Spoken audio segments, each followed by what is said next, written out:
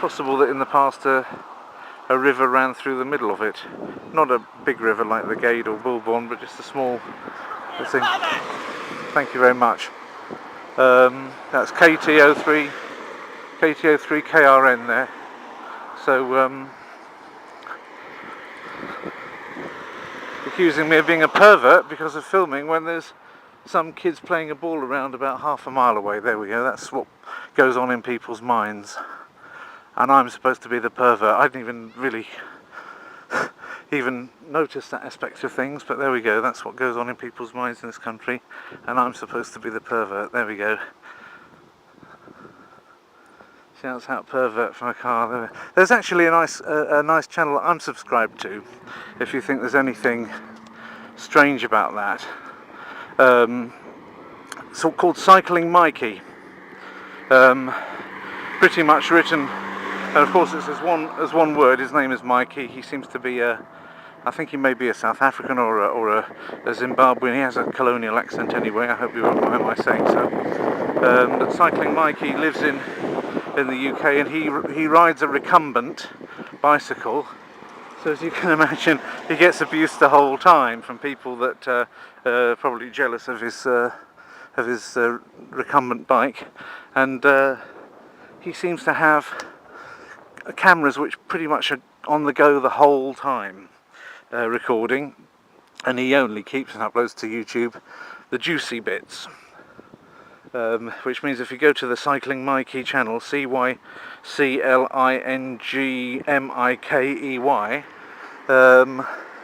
you'll see all sorts of things just like what you just saw there. People going past shouting abuse, and Cycling Mikey just simply then shouts out to his camera the number plate of the car. Sometimes also if it's an offence, he gives the footage to the police. So there you go. You can be talking about a possible river valley, and what I was about to talk about before I was really rather rudely interrupted was the Ice Age. At the end of the Ice Age, the glaciers came down to England just north of here, and then they stopped. And so when the melt-off came, all the glacial water apparently went through places like Hemel Hempstead and other things in the Chilterns. The Chilterns were basically what stopped them, and a lot of the Chilterns is made up of rubble and stuff that was pushed ahead by the glaciers. They stopped basically at the Chilterns and couldn't really push over. That was a point at which they basically came to an end. The Chilterns are of course the end of a chalk seam that just goes up there, but that's basically what stopped the glaciers. So in the Ice Age. So when the Ice Age finished, the glacial runoff caused an awful lot of water to be flowing away through Hemel Hempstead, and so what I suppose this is one of those glacial runoff river areas which is dry now because of the fact that we don't have glaciers anymore. So a little bit of prehistory there, and of course all of that is speculation anyway, but all of this prehistory may well have been purely notional. I personally believe that prehistory is notional anyway. It's the world was made mature with these notional events already having taken place, but there's no real reason why they should have done so. God told us that he made the world and that he made it mature. He also said there was a massive flood. So a lot of the things which have been put down to ice ages and things like that may not necessarily be indeed that. They may be other things as well. And ice may well have played some part in all of those upheavals about 8,000 years ago, maybe 7,000. So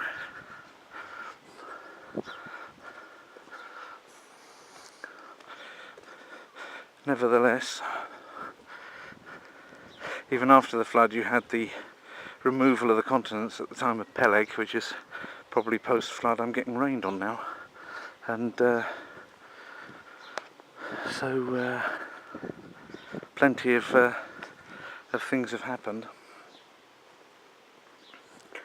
And you can see the fingerprint of God in just about every rock and stone on the planet. Okay, saving something for later.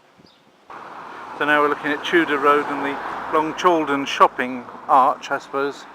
Things like cooperatives there. There's a little post office, Choi Fu fish and chips.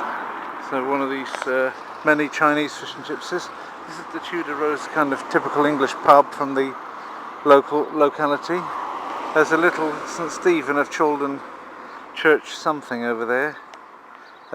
Parish of Boxmoor, Sunday worship 11:15. Again, nothing much about Jesus on the outside. They have obviously poker here in the Tudor Road every Wednesday, 6:30, free to play, which is nice. And here they have on Saturday 16th, which is in a week's time, will be the quiz with a difference.